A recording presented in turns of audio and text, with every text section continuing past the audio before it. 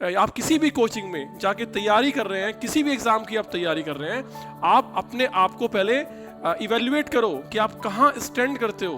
अगर आपको लगता है कि आप ये एंट्रेंस निकाल सकते हो तो ही आप तैयारी करेंगे, और अगर आपको लगता है कि बहुत टफ है तो एंट्रेंस अगर नहीं निकलता है तो आपको कुछ ऐसा नहीं करना है। ये जिंदगी खत्म नहीं हो जाती। अगर कोई इंसान इंजीनियर नहीं बन पाया, इसका बिल्कुल ये मतलब नहीं है कि वो जिंदगी में कुछ नहीं कर पाएगा। बहुत सारी ऐसी स्टोरीज हैं लाइफ में कि एक इंसान बनना ये चाहता था और बन ये गया, तो क्या उसने सुसाइड कर लिया? वो बच्चा जिसके माँ बाप ने सपने संजोए होंगे, जिसका बाप वहाँ पे आई थिंक बैंक के किसी सिक्योरिटी गार्ड में था। अब आप ये देखिए कि उसने कितने सपने संजोए होंगे कि मेरी बच्ची बाहर गई है, कुछ करेगी, कुछ बन के दिखाएगी, हमारा नाम रोशन करेगी। लेकिन उसने क्या किया? आजकल हम बच्चों को कुछ भी कहें, वो इतना ओवर सेंसिटिव है कि वो उस चीज को किस चीज में कन्वर्ट कर लेते हैं इसका पता नहीं चलता।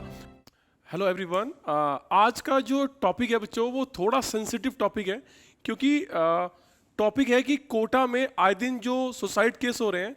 अभी लास्ट 10 डेज में 2 सुसाइड केस हुए हैं, और लास्ट ईयर की अगर हम बात करें 23 की तो 29 सुसाइड हुए हैं कोटा में। तो आप इस चीज़ को हम कैसे समझें कि जो गवर्नमेंट है या लोग हैं उनके अंदर जो बातें आती हैं वो ये आती हैं कि यार कोचिंग इंडस्ट्री के ऊपर एक ये नियम लगा दो, ऐसा नियम लगा दो। आपने इस चीज़ को वास्तविकता में समझने की कोशिश की है? एक स्टूडेंट जो कुछ करना चाहता है वो किसी कोचिंग सेंटर में गया, जिस तरीके से वो कर सकता है वो डायरेक्शन उसको वहाँ मिल रही है, वो गाइडलाइन उसको वहाँ मिल रही है, वो टेस्ट पेपर्स मिल रहे हैं, उसको बताया जा रहा है कि आपको कितने घंटे पढ़ना है, लेकिन वो उस डिसिप्लिन में अपने आप को सेट नहीं कर पा रहा। तो वो क्या रास्ता चुन रहा है? सुसाइड का रास्ता चुन रहा है। अब ब्लेम कौन हो रहा है? कोचिंग इंडस्ट्री ब्लेम हो रही है। वो बच्चा जिसके माँ बाप ने सपने संजोए होंगे, जिसका बाप वहाँ पे आई थिंक बैंक के किसी सिक्योरिटी गार्ड में था। अब आप ये देखिए कि उसने कितने सपने संजोए होंगे कि मेरी बच्ची बाहर गई है, कुछ करेगी, कुछ बन के दिखाएगी, हमारा नाम रोशन करेगी। लेकिन उसने क्या किया? सुसाइड किया। तो ये अगर आपके दिमाग पे थोड़ा सा भी प्रेशर आ रहा है और आप उसको हैंडल नहीं कर पा रहे, इसमें ना तो गलती माँ बाप की है, ना ही गलती किसी कोचिंग इंडस्ट्री की है, और ना ही गलती किसी टीचर की है। ये गलती किसकी है? आपका नेचर इतना सेंसिटिव हो गया है कि आपको कुछ भी कहना, आजकल हम बच्चों को कुछ भी कहें वो इतना ओवर सेंसिटिव है कि वो उस चीज को किस चीज में कन्वर्ट कर लेते हैं इसका पता नहीं चलता। और अगर इसका रास्ता सिर्फ यही है कि बच्चों के सामने चुप रहिए, बच्चों को कुछ मत कहिए, तो ये भी कोई सॉल्यूशन नहीं है, क्योंकि इससे बच्चों का जो करियर बनना चाहिए वो नहीं बन पाएगा। माँ बाप को, उसके टीचर को बच्चे को कुछ बनाने के लिए थोड़ा स्ट्रिक्ट होना पड़ता है। तो बच्चों फिर रास्ता क्या है इसका? इसका रास्ता ये है कि आपको सेल्फ डिसिप्लिन होना पड़ेगा। अगर आप किसी कोचिंग इंडस्ट्री में, आप किसी भी कोचिंग में जाके तैयारी कर रहे हैं, किसी भी एग्जाम की आप तैयारी कर रहे हैं, आप अपने आप को पहले इवेल्युएट करो कि आप कहाँ स्टैंड करते हो। अगर आपको लगता है कि आप ये एंट्रेंस निकाल सकते हो तो ही आप तैयारी करेंगे, और अगर आपको लगता है कि बहुत टफ है तो एंट्रेंस अगर नहीं निकलता है तो आपको कुछ ऐसा नहीं करना है। ये जिंदगी खत्म नहीं हो जाती।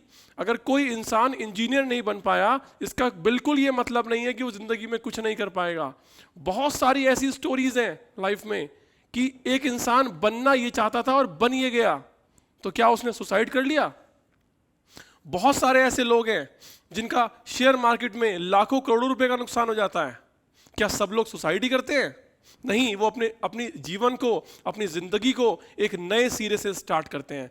और जो शख्स आपके सामने खड़ा है, मेरा नाम है गौरव, मैंने खुद पर्सनली, मेरा शेयर मार्केट में 20 लाख रुपीस का लॉस हुआ है। रिसेंट जब कोरोना वायरस आया तो मैंने अपना 20 लाख शेयर मार्केट में गंवाया।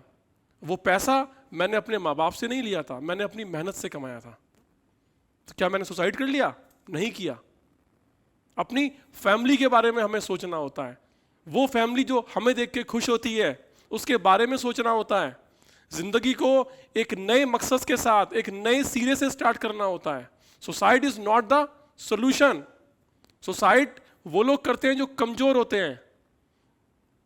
अब इसमें बहुत सारे लोग ये कहते हैं कि बच्चे की काउंसलिंग ज़रूरी है और ऐसा करना चाहिए वैसा करना चाहिए। बिल्कुल काउंसलिंग ज़रूरी है और टीचर्स बच्चों की काउंसलिंग करते भी हैं, माँ बाप भी काउंसलिंग करते हैं। हर माँ बाप डेली रात को अगर बच्चा बाहर है उससे बात ज़रूर करता है और माँ हमेशा ये कहती है कि बेटा परेशान मत होना। कोई माँ कभी ये नहीं कहती कि तूने अगर सिलेक्शन नहीं किया तो मैं तुझे घर में नहीं घुसने दूंगी। माँ एक ऐसा शब्द है कि माँ हमेशा अपने बच्चे को समझाती है, लेकिन उसके बावजूद भी अगर बच्चे ये कदम उठाते हैं तो वो इस बात को भूल जाते हैं कि वो अपने पीछे अपने रोते बिलखते माँ बाप को छोड़ के गए हैं, अपने भाई बहनों को छोड़ के गए हैं।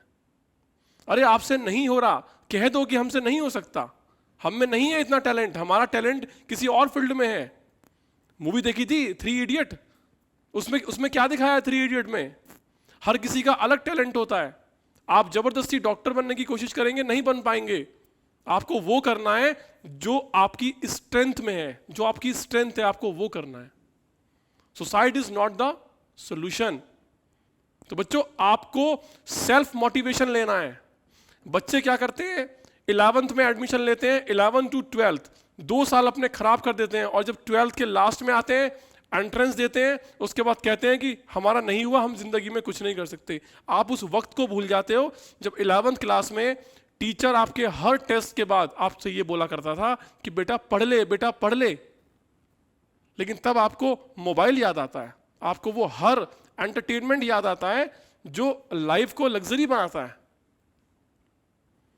वो बच्चे कभी सुसाइड नहीं करते जो अपने फर्स्ट डे से, जब से वो स्टार्ट करते हैं पढ़ना और लास्ट डे तक उसी डिसिप्लिन के साथ आगे बढ़ते हैं। वो कभी सुसाइड के बारे में नहीं सोचते, क्योंकि उनका मकसद अपनी जिंदगी बनाना तो होता ही है, साथ में अपने फैमिली की जिंदगी को बदलना भी होता है।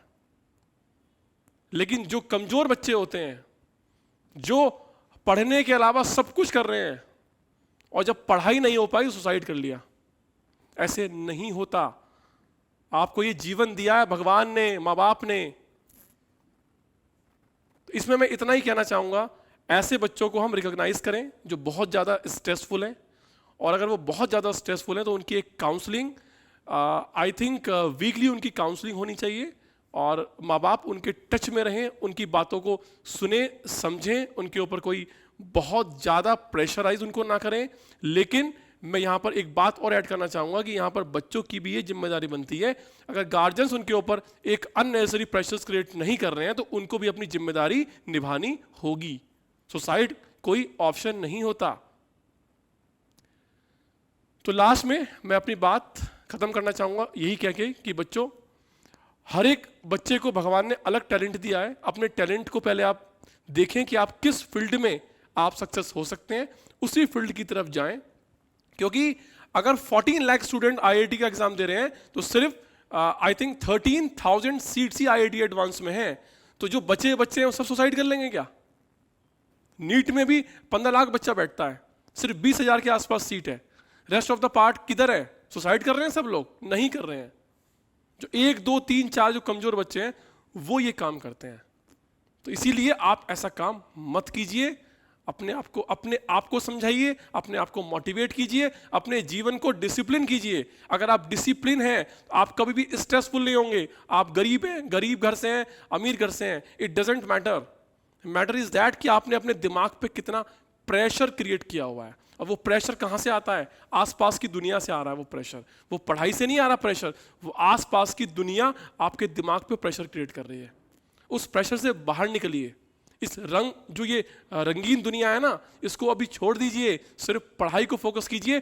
पढ़ाई अगर आप कर रहे हैं तो आप कभी भी स्ट्रेसफुल होके ऐसा कदम नहीं उठा सकते। चलिए मिलते हैं किसी और वीडियो के साथ। Thank you so much.